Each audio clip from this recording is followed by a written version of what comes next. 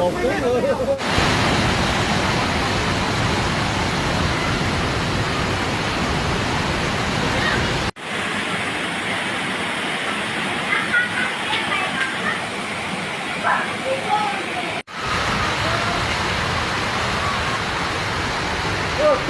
ตู้เอาละ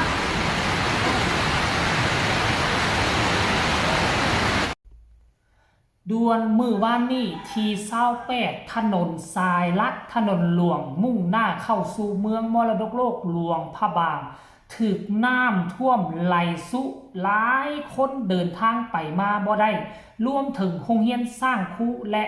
ห้องพักห้องแถวอยู่บริเวณอ้อมแอมถึกน้ำท่วมเสียหายอย่างใหญ่หลวงสบายดี FC แฟนคลับทุกทานมาพบมาพ่อกันคลิปนี้ทานผู้ชมจะพาทุกคนไปติดตามเนาะเหตุการณ์ที่มันเกิดขึ้นอยู่ทั้งภาคเหนือของประเทศลาวเฮานั่นก็คือน้ำท่วมเหตุน้ำท่วมนี่ต้นเดือนนี่เขาเคยเห็นแต่อยู่ทั้งภาคกลางแขวงคำมวลบ่ว่าจะเป็นเมืองคูนคำเขตลักทรงลักซาวไหลไปฮอดเขตถ้ำกองหลอกกองรอ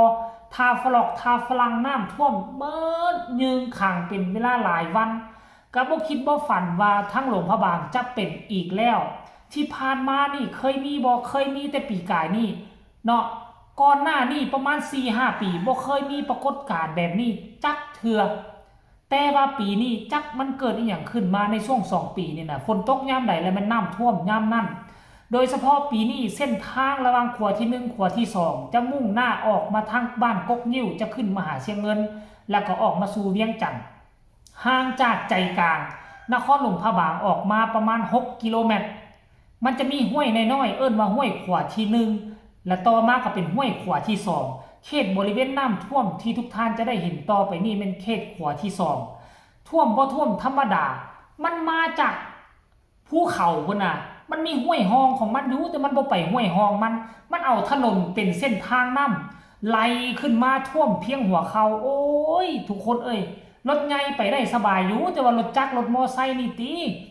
ก็ทึกคึกโคมพากันยกพากันหามรายละเอียดให้ทุกคนไปชมคลิปนี้สากลวันนักหนาสากันขนาดใดทุกคนไปชมเลย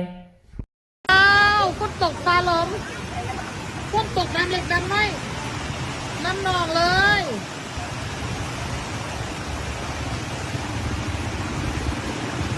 น้ำท่วมพ้นหางอีกแล้ว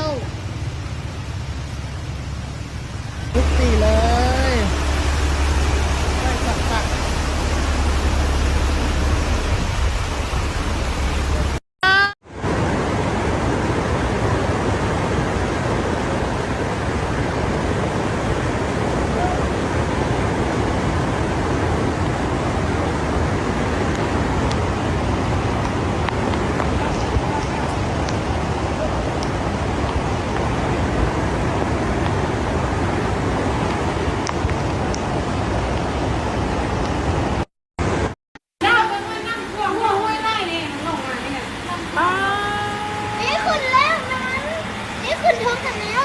ขึ้นเราได้มาดีนะ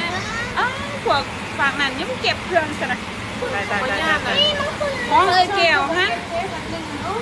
ตั้ง2พวกก็พอแล้วบังจับคว้างดูทั้งนั้นมันเป็นแบบโอ้ยังอยู่หันอยู่ยังยืนนั่นอยู่มันสิยันนั่นพักน้อยมันปวดแล้วนี่ล่ะมันควมห้องอีกอ่ะเป็นไงมันห้องเลยมันจะเป็นห้องทุกทีดอกมันเป็นจำนะมันท่วมแล้วมันนำเร่งไว้แล้ว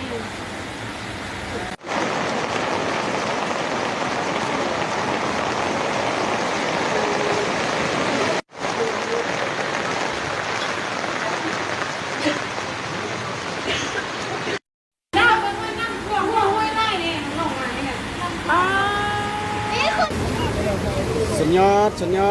ดเส้นทางเลข13เด้อคนที่1 5กุกนิ้วเนี่ยอยู่คนที่2เนี่ยบ่อยากจะพรรณนาเนาะทุกสิ่งทุกอย่างเกิดขึ้นอธิภัยก็มา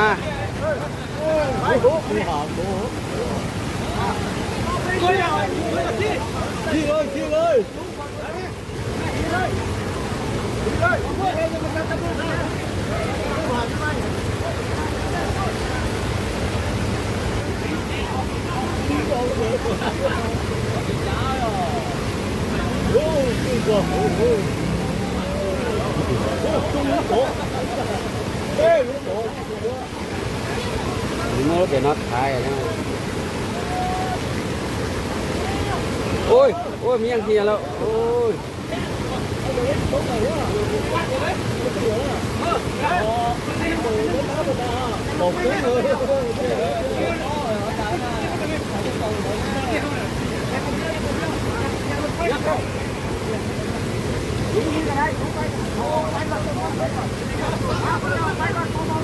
ขนาดฝนเสาเลยถ้าพอเสานี่ยังไงปล่อยถ้าฝนแห้งเมื่อกี้นี่ยังไง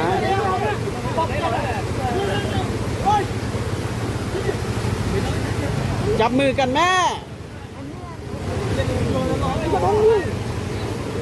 อย่าดงngười dong người vào mấy dong người đều vào mấy chạy chấp thì đi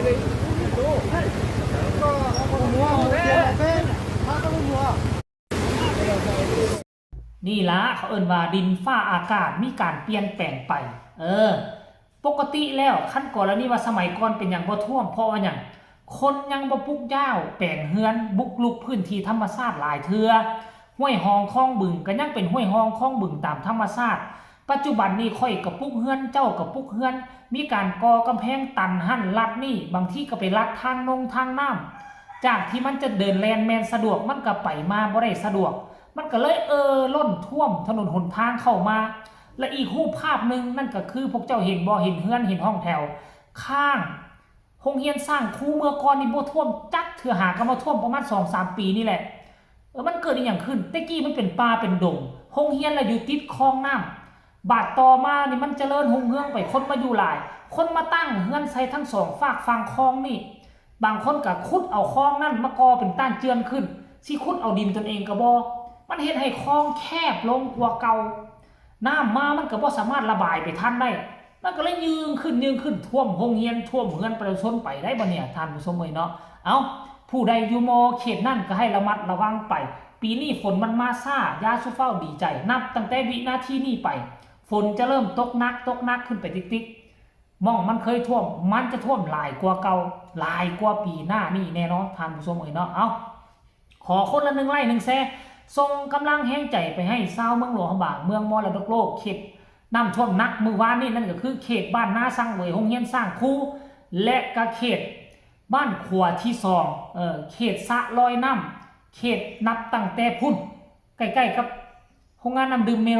มินิโลลงมาฮอดขัวที่2โอ้ยเฮือนผู้ใดก็ท่วมหนักหนาสากันก็หวังว่ามันจะบ่เป็นอีกเนาะปีนี้ขอให้มันเจอเทื่อเดียวนี่ก็แล้วกันเด้อใครมีความคิดความเห็นแนวใดส่งข่าวมาได้ทางใต้คอมเมนต์สำหรับคลิปนี้ลาทานผู้ชมไปเพียงซ้ำนี้ก่อนสบายดี